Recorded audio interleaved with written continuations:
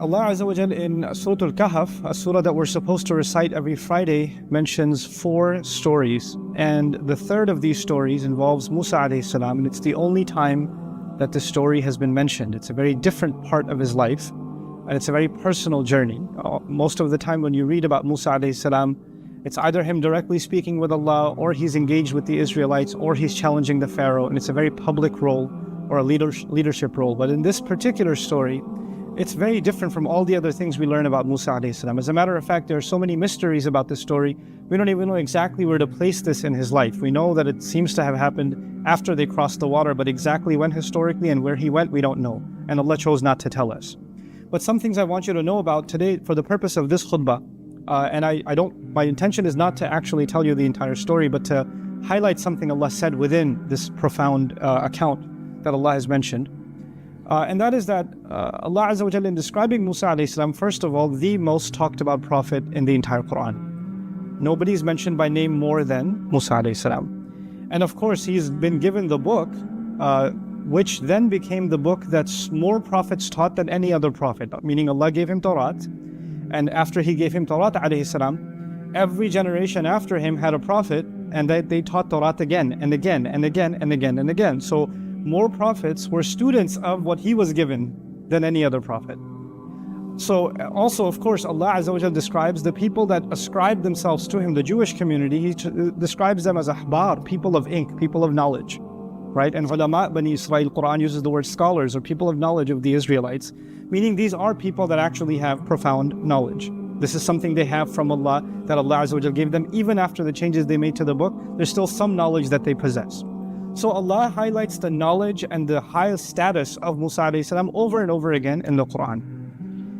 But then in this story, he is not the teacher, he's the student. Musa alayhi salam, who is in every other scenario a teacher, is now a student. And this is not early on. You know, when you think of education, early on in your career, you're learning, you're a student, and when you get certain qualifications, then after that you become a teacher. That's the normal progression of things. But this, from what we can tell, is actually happening much later on in the life of Musa alayhi salam, much after he's been a teacher. As a matter of fact, he's been a teacher to the Israelites. He's already received the Torah. He has been teaching on behalf of Allah Azza wa Jalla. And if we're to accept the authenticity of the narration, it's even claimed that nobody was more knowledgeable on earth than Musa alayhi salam, that he didn't know of anyone who had more knowledge. And yet Allah tells him, there's someone who knows more than you do, and you need to go learn from him. And so this really interesting story is now about someone who from what we can tell in the Qur'an, was given more knowledge than anybody else, and yet Allah is telling him that you need to go learn from someone else. Now, the more someone is learned, the more qualifications they have, credentials they have, the higher status they have in society. I'm not even talking about religious knowledge. If somebody's got a PhD, it's a form of respect. If somebody's a professor in university, it's a kind of prestige. We know that. This is why we celebrate people that graduate, whether you're graduating high school or college, or you got a master's degree, or you got a PhD, or with Islamic studies you got an ijazah, or you finished memorizing the Qur'an. Whenever somebody accomplishes something in education, their status is increased. They're more recognized in the society. People listen to them and they have more validity. And yet this person who Allah describes as more knowledgeable, clearly as even than Musa alayhi salam, rather Musa alayhi salam is traveling an exhaustive amount to come learn from him. Nobody knows him. Nobody knows him. As a matter of fact, one of the most interesting things is that we don't even know his name. The Qur'an, Allah did not mention his name. Yes, in the narrations we learned the name Khidr or Khadir, and there are variations of that spelling that are mentioned. But Allah, in his perfect speech, decided not to tell us who is this teacher of Musa alayhi salam. He didn't tell him his name. So how did Allah describe him? This is where I want to begin really today. He says, فَوَجَدَ عَبْدًا مِنْ عِبَادِنَا. Meaning Musa alayhi salam and his young assistant, they traveled together and they eventually found, listen to this carefully now, a slave from among our slaves. Which is probably in closer English expression would be just one of our slaves. They just found one of our slaves. One of our slaves is a description of all of us. That's not a special description. We're learning something profound here.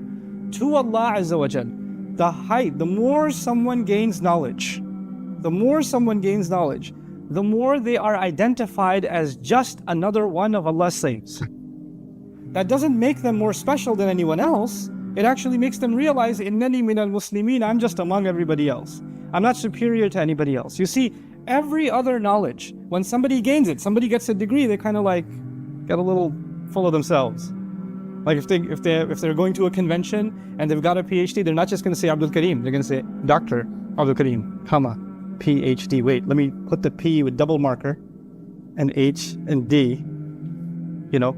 Or you introduce yourself to someone, hey, my name is Salman. No, my name is Dr. Salman. Or your email ID, whatever. It doesn't say Zainab, it says Zainab MBA or whatever. You know, you have to add your credential because it's a form of I'm something. I have some value, you know. And people love throwing that on. I'm reminded back in the day when I was in college, this is in the 1800s, but when I used to go to, you know, MSA conventions, my friends, just for fun, they'd put their name, like he's like the second year of college, he's putting his name, Dr. Faris Mahmoud, PhD, times 10. But the idea that credentials give you a kind of status. And what is that status with Allah? Well, if you really truly have knowledge, and if I really truly have knowledge, then we recognize the highest status with Allah of the highest knowledge is that I'm just a slave. I am and the word slave I use deliberately. I didn't say servant. I said slave because it's kind of an offensive term, right? And literally in the Arabic language, I have to try to translate the Arabic of the Qur'an as close to the English as possible. I'm not trying to be politically correct. I'm trying to be accurate from a language point of view. Abd actually does mean slave. And yes, slave is an offensive term, but I want you to understand why that's used. Because slavery to anyone other than Allah is humiliation, but slavery to Allah is an honor. It's actually freedom. And also, you can't think of any title that somebody could give you that could be lower than slave. Like whoever has a job in the world, any role in the world, when they take that role, there is no more humble, more lower a title than that one. Here you have someone who has higher and higher, the highest knowledge, and yet all he is abdan, a slave. And on top of that, it's not al-abd. It's not even mu'arraf bil-lam. It's not even the servant. Like this is the man to learn from. No, just any servant. There's an anonymity to him. This is profound because it teaches us something about what it means to truly learn Islam. When somebody's truly learning the knowledge of Allah, then actually they are more and more and more within everyone else, not above. They're not above them. They are more humbled than they are full of their credentials. Do you know where I graduated from? Do you know what degree I have? Do you have an ijazah in this? Did you study under this sheikh? None of that matters now. That disappears. You see, Shah Waliullah Dahlvi rahimahullah said something beautiful. It stuck with me since I heard it in my youth. He described somebody who has true knowledge. He said, when a tree bears fruit, its branches lower. When the tree bears fruit, its branches lower. The idea meaning if you've truly borne the fruit of knowledge, then there's a humility that impacts you. You come lower. You don't think of yourself as higher. When somebody's questioning you, criticizing you, in your head, you're not processing, who are you to ask me? Excuse me, what do you know? Are you even on YouTube? You're going to ask me? That's not what's going on in your head. That's not what's going on in my head. This is the attitude of abdan min ibadina. Now, Musa alayhi salam was given ilmul kitab. He was given knowledge of revelation. This is the next part of what I want to share with you. Musa alayhi salam was given Tawrat, which is the word of Allah. It's the Qur'an of that time. It's actually even in one place in the Qur'an described as another Qur'an. This is what they were given. So it's that's the word of Allah that he's learned. So how is he going to learn something more profound or different from the word of Allah? He already learned the word of Allah. So how is he learning from someone else? You see, there are two kinds of knowledge. There's two kinds of knowledge. There's the knowledge of Allah's words, and there's knowledge of reality. This is what we're going to learn in the story. There's knowledge of Allah's words, and there's knowledge of reality. And just because somebody has learned, profoundly learned, and internalized the knowledge of Allah's words, that doesn't necessarily mean they've been able to truly understand the knowledge of what? Reality. Those are two different things. And the scholar that he's going to learn from, he's been given the other knowledge, the knowledge of reality. He's been given that kind of, not knowledge of the book. The knowledge of the book is with Musa alayhi salam, and it's profound knowledge. It's the height of knowledge, but this is a different kind of knowledge. And that's the other reason I wanted to highlight why is it that Allah Azza wa Jal mentions His humility so powerfully, and then adds وَآتَيْنَاهُ رَحْمَةً مِنْ عِنْدِنَا وَعَلَّمْنَاهُ مِن لَدُنَّا عِلْمًا. Listen to this part carefully. The first thing is, he's just one of our slaves. That's it. He's just one of our slaves. The second thing is, Allah especially gave him a mercy. And then says, and we taught him especially from our behalf. Meaning, Allah taught him what could not have been taught to anybody else by anyone else. Especially to him, some knowledge was given of reality. He was able to see reality in a way that we can't see. This was something especially given to him. But the thing I want you to focus on is, Allah Azza wa Jal mentioned that He gave him mercy before He mentioned knowledge. Mercy first, knowledge second. آتَيْنَاهُ رَحْمَةً وَعَلَّمْنَاهُ مِن لَدُنَّا عِلْمًا. Why is that important, that Allah gave him mercy?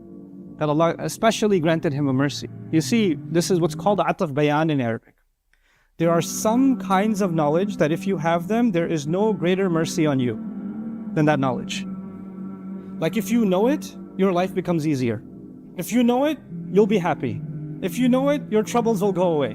What greater mercy that your heart is not going to be at unrest, that you're not going to be afraid anymore, you're not going to be sad anymore, you're not going to be disturbed anymore. You're constantly in a state of blessings because Allah has given you a mercy from Him. And what is that mercy? Some special kind of knowledge of reality.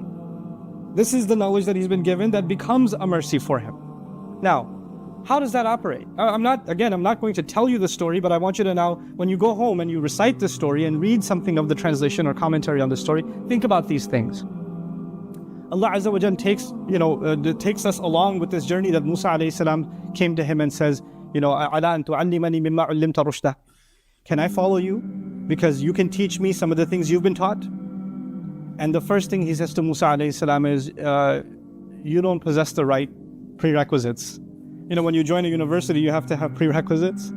He says, the qualification that's needed is sabr. You don't have it. إِنَّكَ لَن تَسْتَطِيعَ مَعِيَ صَبْرًا. You're not capable of being patient. You're not capable of holding back with me. You're not going to be able to handle it. This is too tough of a program. Musa alayhi salam won't be able to handle it. He was able to handle Fir'aun. He was able to handle crossing the water. He was able to handle the Israelites. He's handled quite a bit. He's been able to handle people trying to kill him. And he says, you can't have sabr with me. And this is the same Musa alayhi salam who's telling the Israelites to have sabr. He's telling them when the armies of the Pharaoh are coming, Inna ma'iya rabbi sayahdeen. No, it's okay. My master is with me. He'll guide. This is the hero of Islam, the highlight of the Qur'an. And this man tells Musa alayhi salam, you don't have enough sabr for this. You can't handle it. Subhanallah. Just to even think about who's being said this is being said to Musa alayhi salam, And so when he says that, of course, Musa alayhi salam says, no, satajiduni insha'Allah sabiran. It's a humble answer. He doesn't say, excuse me, you're going to tell me about sabr? Let me tell you my sabr experience. Here's my sabr resume. No. He says, insha'Allah, if Allah wills, you will find that I have sabr. If Allah wills. He doesn't even guarantee that about himself. Like, look, yes, I have a pretty decent track record with sabr, but that doesn't guarantee that I'll always have it. If Allah wills, I hope that I will meet that expectation. Satajiduni insha'Allahu sabiran. I want to spend the last few minutes of this khutbah talking to you about this knowledge of reality and how the sabr of Musa alayhi salam was tested, and why that knowledge of reality becomes a mercy. I want you to think of it this way. Reality is two things. It's what you can see and what you cannot see. Right now, I can see you.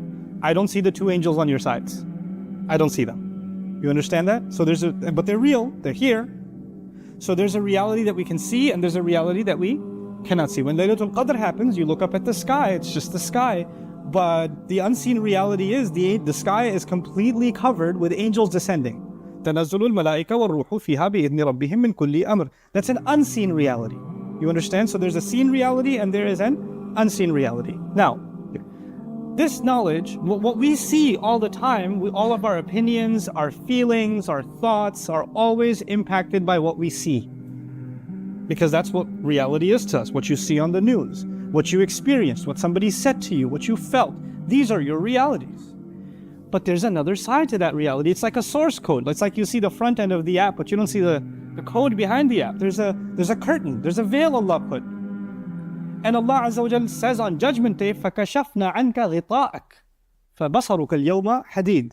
that we are removing the curtain from you so you can see crystal clear now. Your vision is ironclad. In other words, now you don't just see what was visible. Now Allah is going to remove the veil and you can also see the unseen reality. The thing is, in most of our life, pretty much all of our life, we never know why Allah does what He does. We don't know. We don't know why you got into a car accident. We don't know. We don't know why you lost your job. We don't know why you got sick. We don't know why this problem happened or that problem happened. We don't know why your brother did so well in school and you failed. We don't know. We don't know why you're so short and your siblings are so tall. And you start asking yourself, why did Allah do this? What's the point? Why can't He just tell me what He wants from me? Why doesn't He lift the curtain a little bit? So let me see what the secret was. What was the big plan? So I can just, if I just knew, well, maybe I'd be at ease. Because when you don't know, when a judge passes a verdict on you, the judge says you have to pay this fine. And you say, why should I pay this fine? And he says, no, that knowledge is in the unseen. I'm not going to tell you. When a judge passes a verdict on you and you don't know why, then you become at unrest. You're like, I can't accept that. I need an explanation. I can't have that explanation be hidden from me. What Allah does in this story is He shows Musa alayhi salam there's always an explanation. But Allah decided, وَمَا كَانَ اللَّهُ لِيُطْلِعَكُمْ عَلَى الْغَيْبِ. Allah has decided that He is not going to be informing you of what's happening in the unseen. Behind everything seen, there's something happening that is unseen, and He has decided not to tell you. In this story, what Allah decided to do is He, imagine there's a curtain, and Allah lifted it, through His teacher just a little bit so you can get a glimpse, a little bit. You can see what's happening behind the scenes. So you understand there's always something happening, but He doesn't lift it all the time. This is a special knowledge given to Khidr alayhi salam, which is a special mercy to him. He doesn't give that to every. He didn't even give it to Musa alayhi salam, meaning this is a reality He doesn't even open to His messengers alayhi salatu wasalam. That's the lesson we're learning here. So when Musa alayhi salam sees that people that are just earning a decent living and the only way they can make a living is a boat that they work on is being damaged by his teacher, like, what are you doing? This is messed up. How can you do this? What could possibly justify this? And he's told you you're not going to handle this. This is not the kind of course you can take and survive. You don't have the patience for this. Meaning he doesn't have the patience to see injustice and just stand by. Musa alayhi salam, when he sees injustice, he gets upset. When he sees two people fighting each other, he doesn't just stand there, he goes and fixes it. When he sees women struggling to feed their animal, he goes and helps.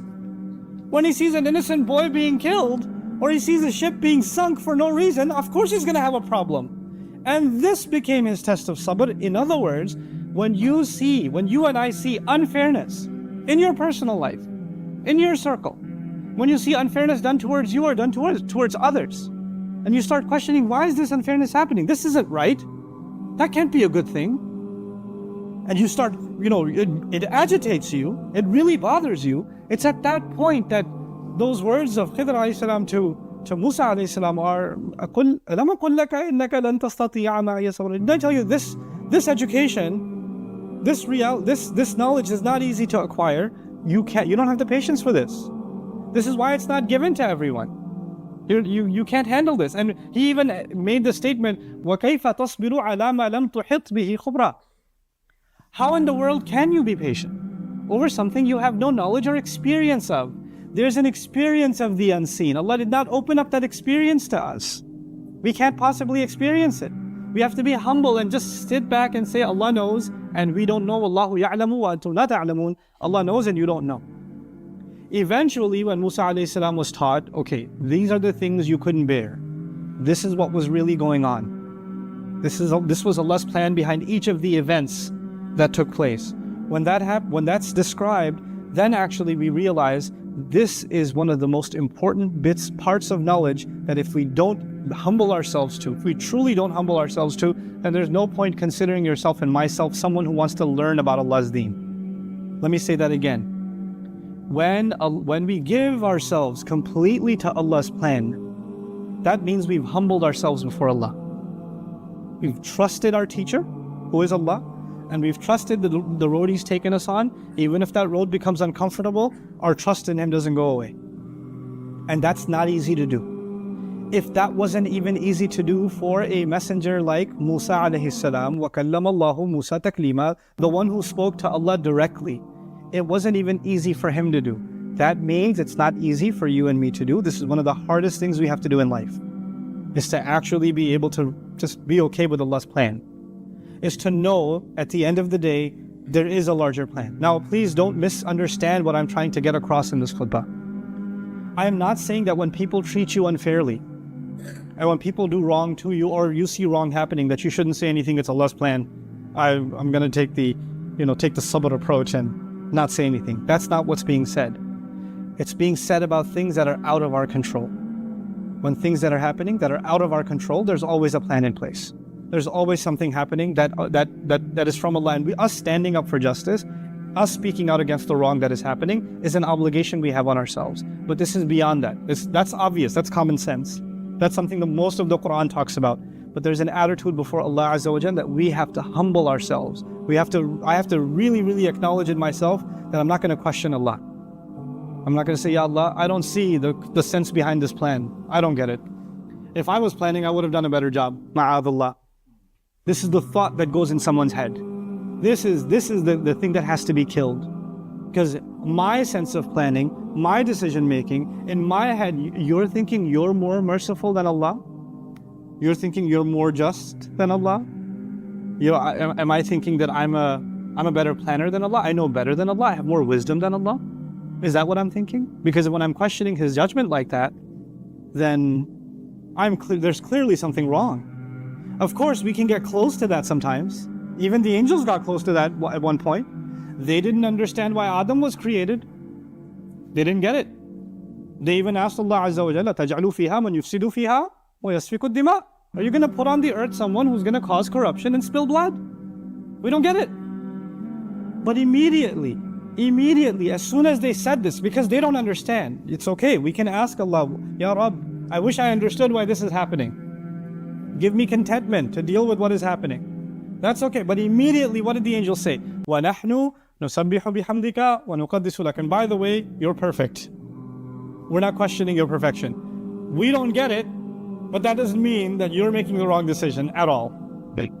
That's humility. That's to be a abd of one of the ibad of Allah. Abdan min ibadina. And this has nothing. On the one hand, you could have knowledge of the book. You could know the Arabic language and have memorized the Qur'an and have studied hadith and you know all of those things. But this isn't there. Contentment with Allah's decree is not there. Contentment with it. Knowing that what Allah has done is better. Knowing that what Allah has done has wisdom behind it. Knowing what Allah has done, Allah is a better planner than you and I will ever be. And there's good in it. Maybe that good is, sometimes a plant grows within a couple of days. Sometimes a plant grows in 20 years. Right? So the seed that you're experiencing now, we don't know the good of it will come now or it will come 100 years from now. We don't know that. That's Allah's plan.